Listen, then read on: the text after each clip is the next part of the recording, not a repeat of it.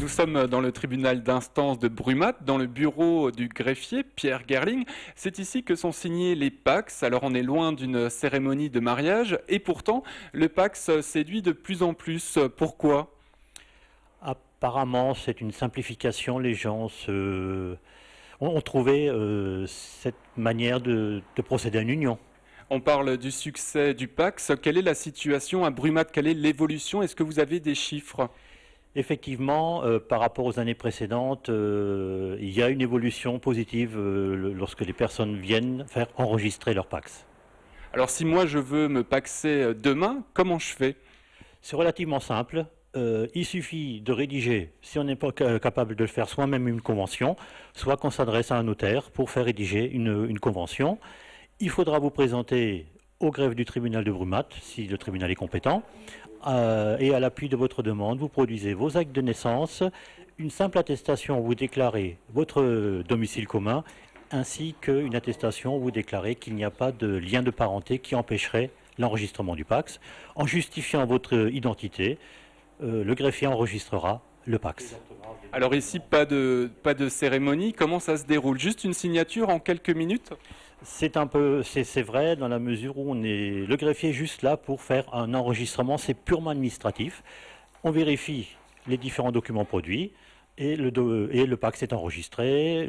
J'ai à charge aussi de viser chaque page de la convention et l'intégralité des documents est restituée aux deux partenaires. Alors vous êtes greffier en charge du PACS depuis quelques années. Quel est le profil des pacsés? Est-ce qu'il a évolué? Alors il y a plus de jeunes, il me semble, maintenant qu'avant.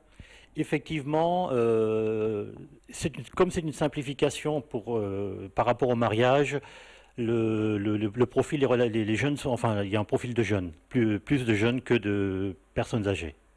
Et alors, entre les couples hétérosexuels, homosexuels? Oh, c'est purement anecdotique, hein.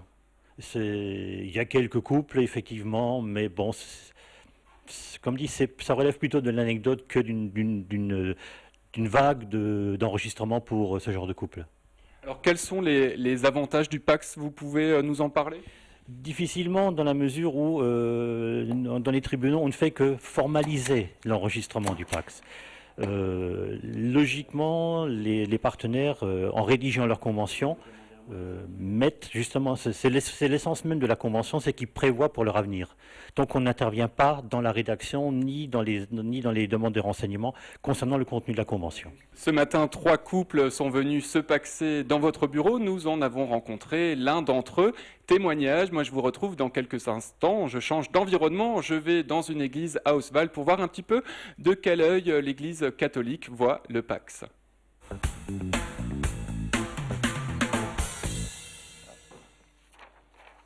À l'avenir, lorsque vous aurez à justifier de votre situation par rapport au PACS. Vous êtes désormais paxé, félicitations. Merci. Merci. Expliquez-nous un petit peu pourquoi vous êtes tourné vers le PACS. Une solution rapide. Administrative aussi. Administrative, Parce oui. que... Ouais, c'est à peu près tout. Une couverture administrative rapide. Voilà. C'était du rapide aujourd'hui. Très. Le greffier 10 était très minutes. pressé.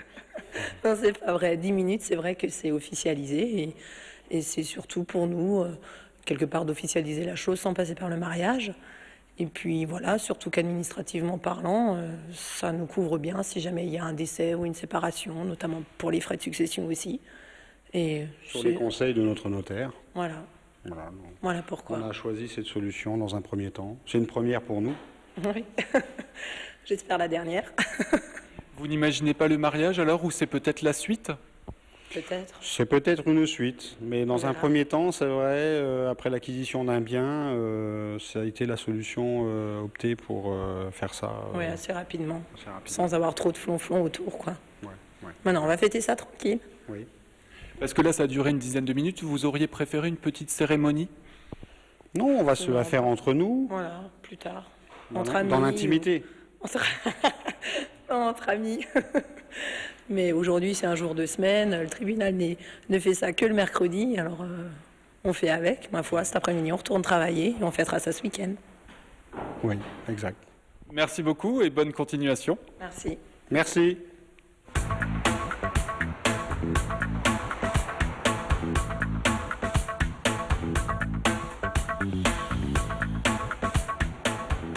Nous sommes maintenant dans l'église Saint-Oswald à Oswald. À mes côtés, Père Kamenich. Bonjour. Bonjour.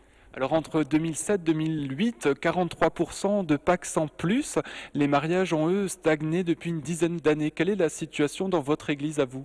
Alors dans ma paroisse, je dois dire que depuis que je suis curé ici, donc depuis 7 ans, les chiffres sont à peu près les mêmes. Chaque année, il y a entre 10 à 15 mariages. On n'a pas constaté de régression ni d'évolution significative. Alors une augmentation du nombre de Pax, une stagnation du nombre de mariages. Le Pax remplace le mariage? Chez moi, dans la paroisse, non, j'ai pas l'impression. Par contre, il y a de plus en plus de couples qui étaient paxés et qui font la démarche, une année, voire plusieurs années après, de célébrer le mariage religieux. Alors on leur demande de passer à la mairie, puisqu'il faut que pour que le mariage religieux en France puisse être célébré, qu'il soit passé devant le maire auparavant. On pourrait dire alors que dans certains cas, le Pax remplace les fiançailles? Dans certains cas, oui, mais les fiançailles, c'est plus un acte symbolique qui est posé par les couples, alors que généralement, ceux qui ont recours au Pax au préalable, c'est plus pour une question financière ou par rapport aux impôts, ou pour une question d'organisation ou de mutation professionnelle. Et quel œil porte l'Église catholique sur le Pax? On prend en compte l'évolution de la société, on prend en compte les nouvelles demandes, mais c'est vrai que le sacrement du mariage est quelque chose qui est important pour nous, d'où une préparation aussi une préparation conséquente.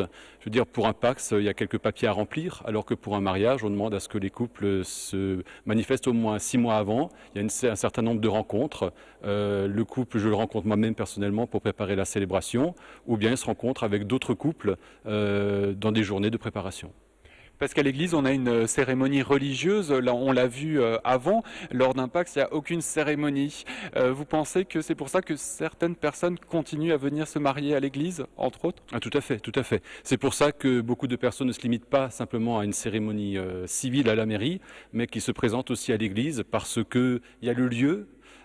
Ça permet aussi plus de liberté dans la célébration, ça permet de personnaliser, mais certainement que ça joue un rôle important.